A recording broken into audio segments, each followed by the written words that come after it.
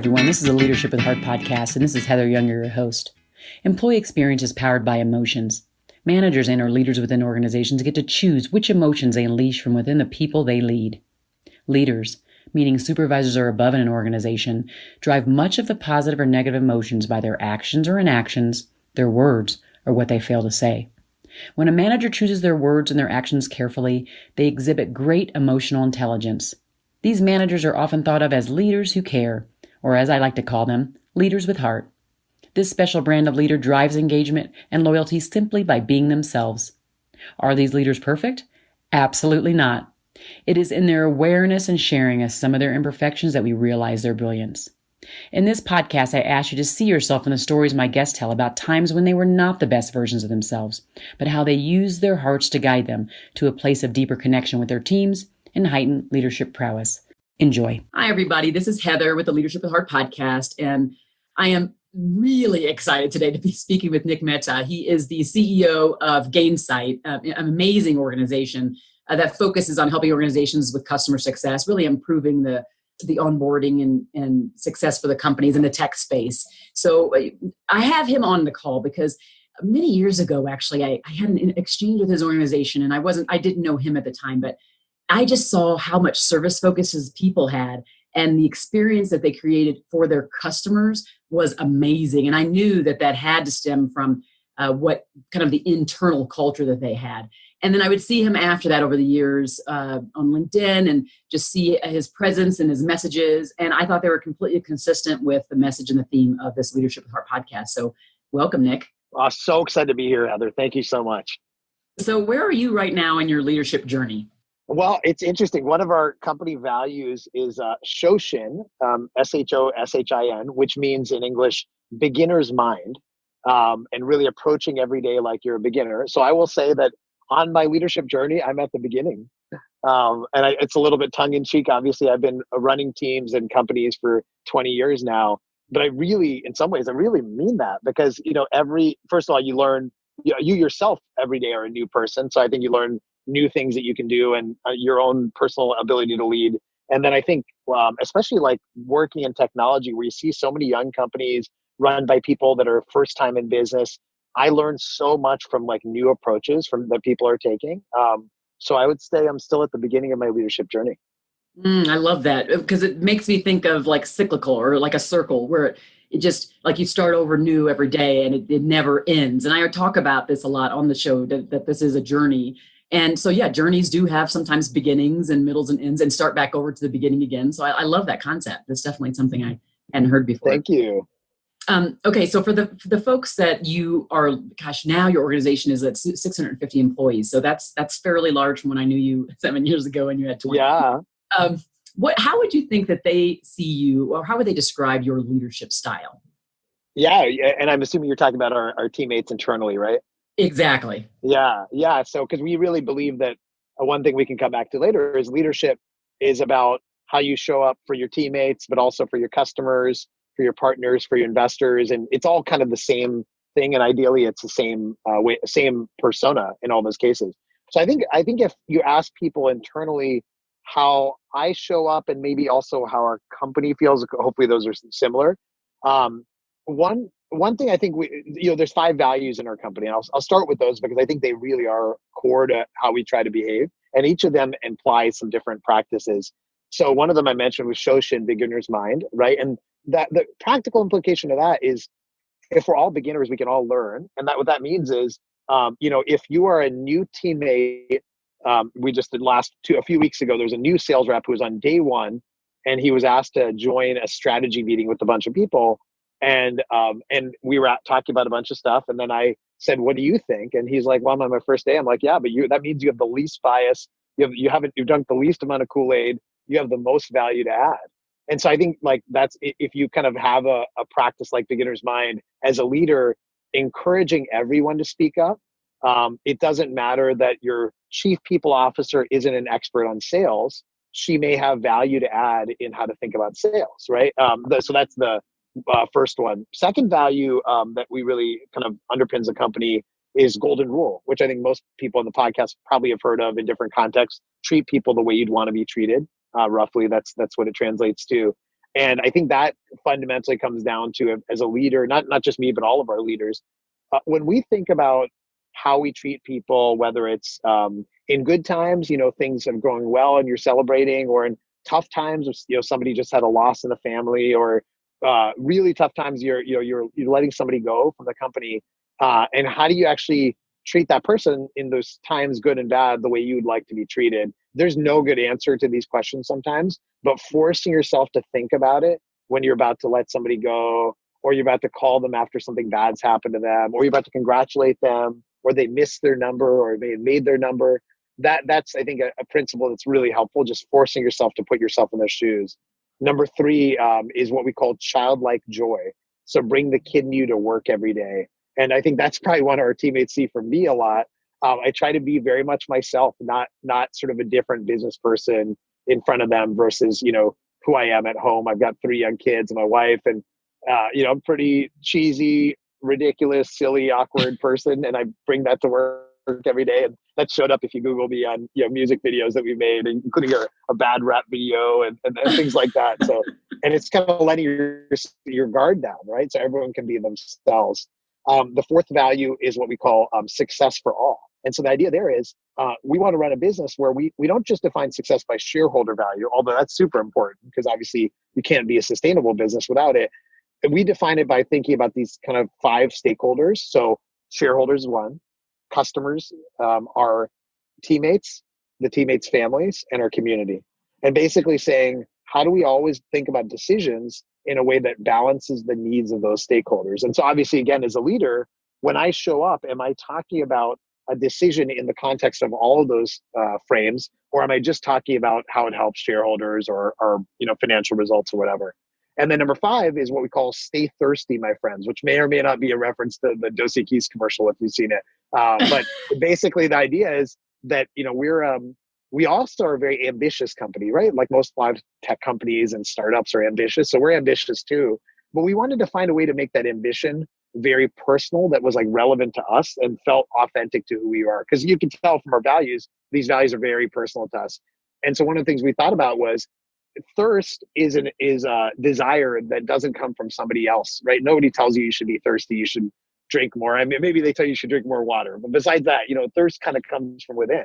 And the same idea here of ambition kind of coming from within, and that we're just naturally ambitious people. So those 5 values, I think, are like the underpinning of what we try to do and show up as leaders. And then they have different ways you kind of do them. For just as one example, in success for all, if we want to really be a balanced company that helps the needs of all of our stakeholders, transparency helps that a lot, because then our teammates know exactly what's happening from a investor perspective and a customer perspective. And so if you came to our Slack channel or you went to just email a Gainsight, you'd see that we're like maybe almost disarmingly transparent. An example is that every year I share my 360 review that the board gives me with the company, so they can see, what do the investors think of me and the company, So we really try to find ways to make those 5 values real day-to-day. Transparency is an example of that. Mm. Well, that's wonderful. And I do agree. Even just the way you phrased all of them, it feels very personal. It does not feel like other companies, which again, doesn't surprise me given, again, my early experience with your company where I was like almost like drooling or dying to have an exchange or work with you. And it was just that front end experience that was delivered. And so that if you're doing that same delivery internally, and this is where organizations go wrong, right? You're exactly right. This idea of success for all. There is a singular frame or maybe 1 or 2 frames, and employees are usually missing in that frame. They are there to fulfill it, right? But they're not expected to want more and to be more and to grow within it.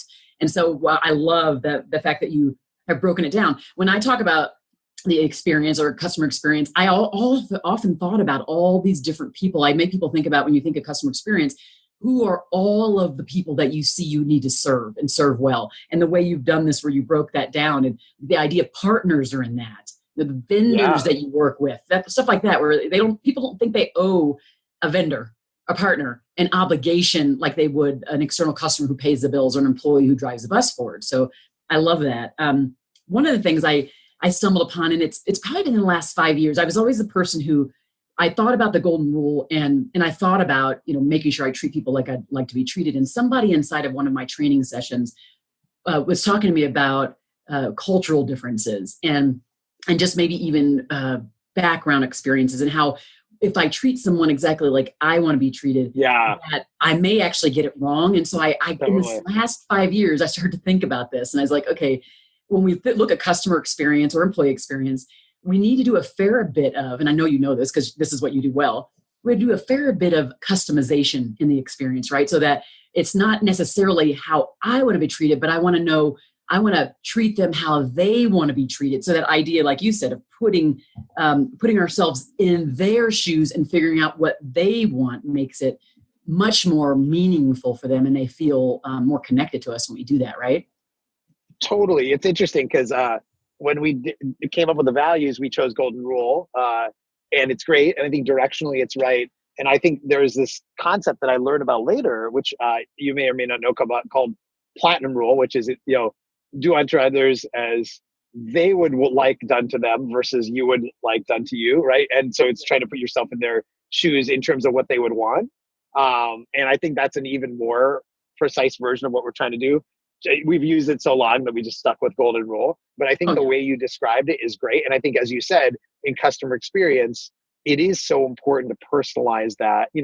We have, as an example, in our teammates, we have 650 people, and we've got people all over, Hyderabad, India, Bangalore, St. Louis, Phoenix, London, not everywhere in the world, but a number of different places that have different expectations of how they'd be treated. And one of the things we've tried to do is say, we've got these values, and then the way we implement them is likely going to be different and show up differently based on how people like to be treated. We just bought a company in Tel Aviv, and that's even more learning around that. So a simple example, just to make it trivial, but it's important, is, I think in America nowadays, and I'm into this, there's a bit of this new fashion of the cool socks, right? Socks are kind of, right? It's a thing, right? Yes, And yes. all these actually, I didn't even know this, even though I'm Indian American, I grew up in America. We gave all of our U.S. teammates cool socks as a gift one quarter or something, and we were going to do the same thing for our teammates in India. And folks said, "Hey, that's not really a thoughtful gift. That's not considered something that people would really value." And so, at least from our team, who knows if that's general or just to our team. And then we said, "Okay, let's choose something else." So that's a simple, trivial example of how one group might value something differently than another. And I think your point's so right. Like, getting aware and sensitive to the needs of each of those groups is really important. Oh, this is great. I could tell you right now, I could break these down and go through this with you because this is so amazing. You could be on here for a couple of hours. I know you're busy, Yeah. so I will stop. One other thing I did want to mention. I love the fact that you don't use this term, and I love when people don't even use the term and don't really know exactly when they put something, it's from the heart, and it's not because you're trying to use some kind of buzzword or some kind of jargon. But when you talked about Shoshin and you talked about this idea of encouraging everybody to speak up, that's like the new term of psychological safety, right? Where people feel safe to bring their ideas forward. But I Oh yeah, love exactly. you didn't even Yeah. talk about that, because when you Well, created these, that wasn't like the big buzzword sexy thing, right? But I love that oh, that's that right. you're doing it. We've been doing it for a while. And by the way, I still think, if you have values that you're passionate about, if you have a culture that you're passionate about, you're never done, right? So none of these 5 values would I say we're A plus at. I would say we strive to be A plus, and we're constantly at B minus, trying to get better, right? And just to give you an example of that, I think naturally our culture does try to create trust. And I read, amazingly, I went, 40 years of not reading Five Dysfunctions of a Team, which is, I don't know if you've read it, but a terrific book about leadership. And they talk about this pyramid, and the bottom of the pyramid is trust. And we kind of read the book as a management team and said, hey, what do we do to reinforce more trust and safety and a feeling of like, it's okay to be yourself, and what do we need to do to make that even more real at our company? So you make a great point, and we continue to strive toward it. Oh, I love it. I love that. Well, okay, so I know everybody on here that's listening can hear how just emotional intelligent you are, how just amazing you are. Wow, I can't imagine working for you. I know there's a time, because there always is, right? Leadership's a journey. It's a journey towards getting better, but never being perfect. Right. Can you think of a specific story, and be as specific as you can, because it helps those who are listening. A time when you just were not the best version of you, and you weren't so proud of it. And then what did you do to kind of circle back around and come out of that time? Yeah. I mean, it's interesting because as you can imagine, there's every day we have those in small ways. I have those. I won't speak for other people, but I have days when I feel like I wasn't my best version of myself. I'll try to pick a couple of different examples. One, in my last company, so I was CEO of another company before this, which we eventually sold. And I remember that we missed a delivery date on a feature, right? And I'm sure that's never happened to anyone listening to the podcast. And so there's something that was supposed to, I don't even remember what it was. It was supposed to ship. And I'm sure at the time it was a big deal and we missed it. And I remember like we had the whole team there, senior and earlier career people, the engineers on the front lines, the managers, maybe a VP. And I remember like kind of, getting upset at everyone, just being honest. And I think it's not in my style to get upset. I think I almost thought I was doing the right thing because you have this, there's a stereotype and image of like the Silicon Valley CEO who's supposed to go into the team and tell them how it's done. And like, maybe it comes from the Steve Jobs book or whatever, right? And I think maybe I just read the Steve Jobs book, so I'm channeling some. And so then, and it's funny because it really didn't work because that's not my personality at all. And I also kind of just honestly just made everyone less comfortable and less safety and less likely to be honest. I think some CEOs manage from that vantage point of maybe fear a little bit. And I get it. And I think that can work for some people. But since I don't do that, it really didn't work for me. And everyone kind of left less motivated and less candid. And it was just we recovered from it, but it was a mistake. And actually I walked out of the room and my head of engineering, who's a young guy, but actually a wise person, came up to me and he was a Star Trek fan. I like Star Trek. I'm not like a hardcore fan, but he's like, Nick, I'm a Star Trek fan. And he said, Nick, one thing you should know is the captain can never have a bad day. If the captain has a bad day, then the crew has a terrible day. So if you intended to have the crew have a terrible day, that's great. But if you didn't, then you just kind of did something unintentional consequences. So that's great. And the second story will show you how I don't ever fully learn from things. So fast forward to Gainsight, what a company I run now, and maybe a couple years ago, Gainsight's been great, amazing, just the best thing I've ever had a chance to be part of in my life. And it's not all up or to the right. There's challenges, and some quarters go well, some don't. Maybe the people listening on the call have had uninterrupted success their whole career, and more power to you. But this is definitely more of a real kind of company with ups and downs. And so one quarter, I think we missed our number of some kind, maybe sales or something. And I just read another book. It's called The Hard Thing About Hard Things by Ben Horowitz, which is an amazing book. It sounds like you've read it too. Yeah. And I love it. And there's so much I learned from it. But there's in the book, he says, when you miss your numbers and things are tough, you got to be really straightforward with your team and don't window dress it and don't rah-rah, just be real with them and whatever. And so maybe I read the book and I probably didn't interpret it the right way. And so I went into the all hands, and as you can probably tell from listening to me, our all hands are normally very positive and motivating. And I go to this all hands and I'm like, okay, people, we had a terrible quarter and everyone messed up, and here's all the things that we did wrong, right? And everyone just like left with no idea of what they're supposed to do except just feeling bad about the situation. So very similar to that first story. And then I went to the next all hands. This is like a quarterly big all hands thing. The next one, and I was like, let me just go back to my natural self. And I did, and it went great. And I'd say that people actually were more motivated to work hard and solve problems in that second one. And so what's the lesson of these two lessons? Maybe the first one I didn't even learn from. For me, it's that I do have a style that I've learned over the years. And reading business books or listening to a podcast from someone like me, you got to really figure out what fits for you. I've got to figure out what fits for me. And just taking somebody else's approach and putting it on me may or may not always work. So that's the learning that I've had. That's great. It is true because it's so tempting. It's really super tempting to replicate what you see, especially if you see that particular thing going well for that person. That's right. Then it's like it's just very tempting to say, well, there might be something I can do. Now, so even on this show, you're exactly right. They may listen and don't go out and try to replicate. I think the idea is to be sitting back and processing. What does this mean for me? What does the thing that Nick's talking about mean for you? If you're not someone who's like totally outgoing and very energetic and super silly and all that, and you show up to work being super silly and it doesn't fit you, it's not going to work. So Oh I my think God, it's so true. That's exactly right. Yeah, there's so many CEOs that I'm inspired by and that I'm really impressed by, and I could never do the core thing that they do well. So the thing I've tried to do, and again, this is just my journey, is I try to identify, okay, there's people that have their core that feels very similar to what I'm trying to do. And you meet those people or you read about them and you say, okay, that's where I'd like the core learning can happen.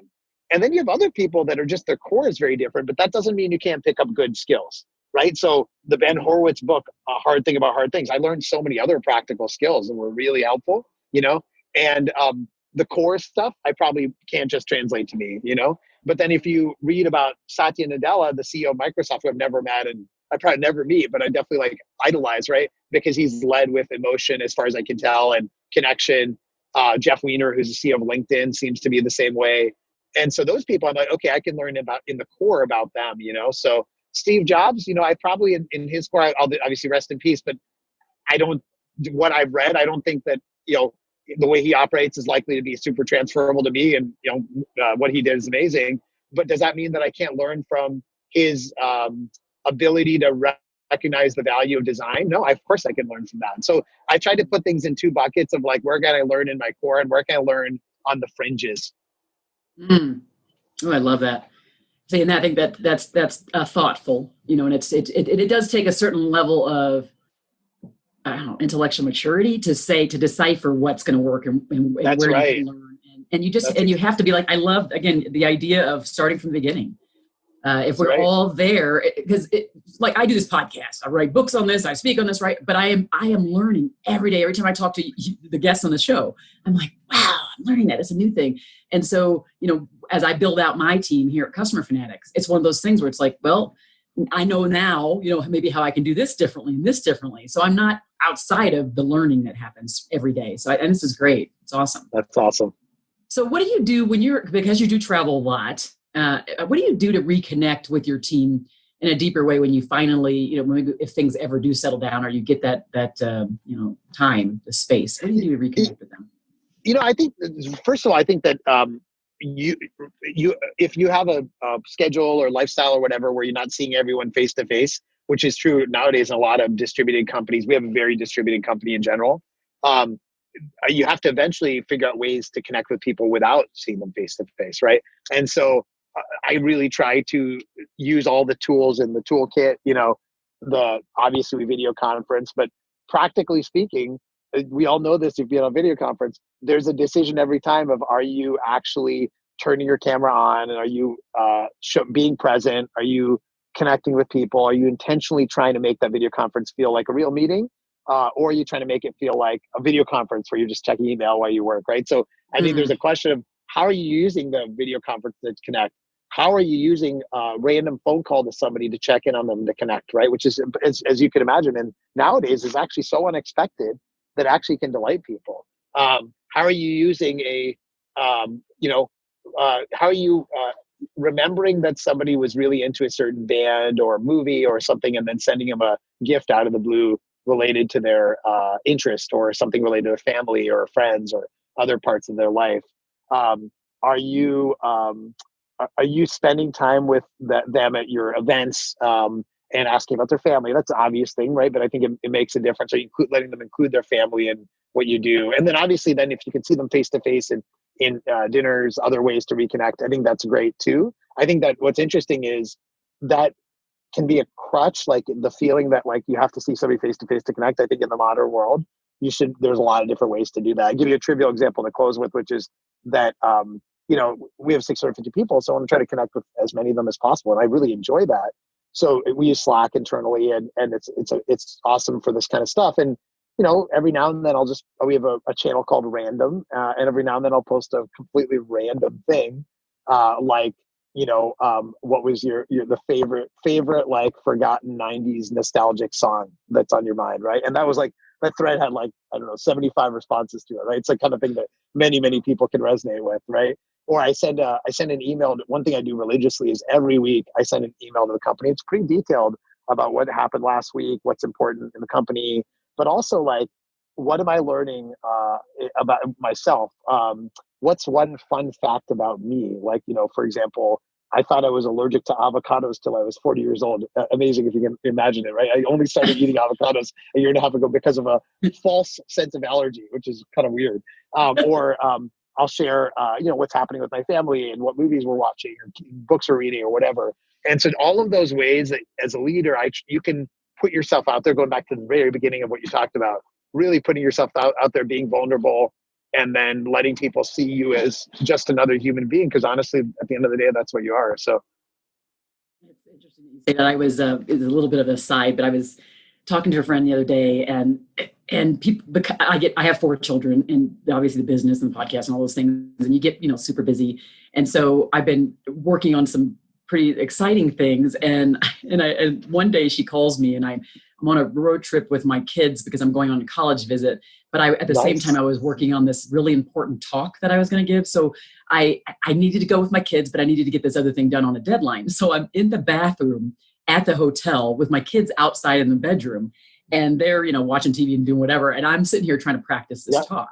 So this person calls me and she's congratulating me on another thing. And I go, okay, I'm sitting on the toilet. I'm not like, I'm sitting on the toilet, like with the lid down, but I'm sitting on the toilet and I'm practicing this, the talk. And she just busts up laughing. I'm like, and this is kind of how we do it, right? It was just like, you have to be transparent. You have to say, this is how it is. And people need to know that we're real in all of this.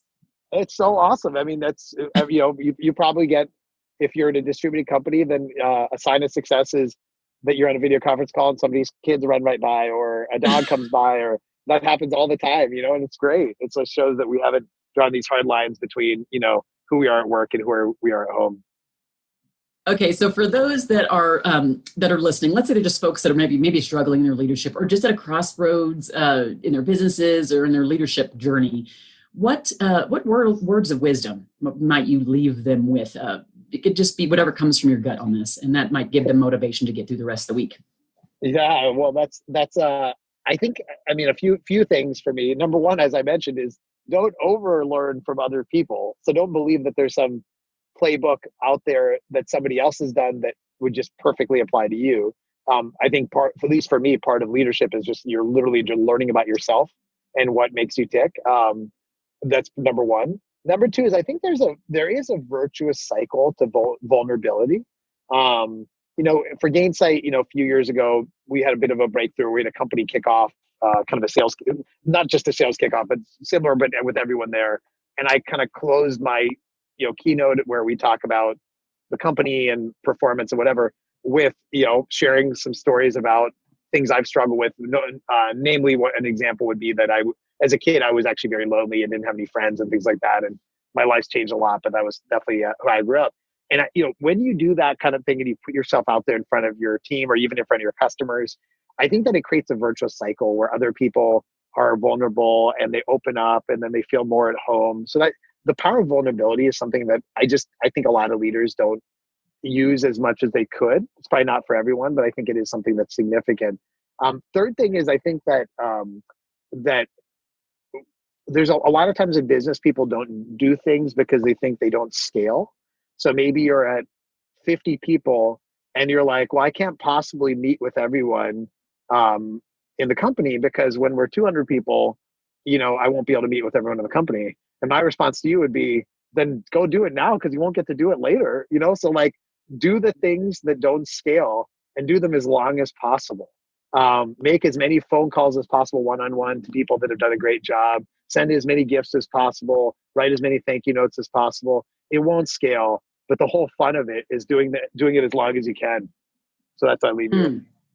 Oh, that's awesome. Those are the great. I mean, all of it. You're right. I think on that vulnerability side, it's a scary place to be when we think about the leader, the picture of the leader, no matter how much we try to change it. It's this person with this cape and this, totally. Armor type thing, right? And there's this distance between us. And whenever we separate ourselves from that cape and armor, it can get really uncomfortable. So I appreciate your perspective of, doing that. And then the idea of, but doing the little things, even the things that don't scale long-term, do the little things now and just take advantage of today and touch those people's lives now. And number one, they're going to remember that later when you are at the scaling place and you need to meet deadlines and things are just pressure's hard.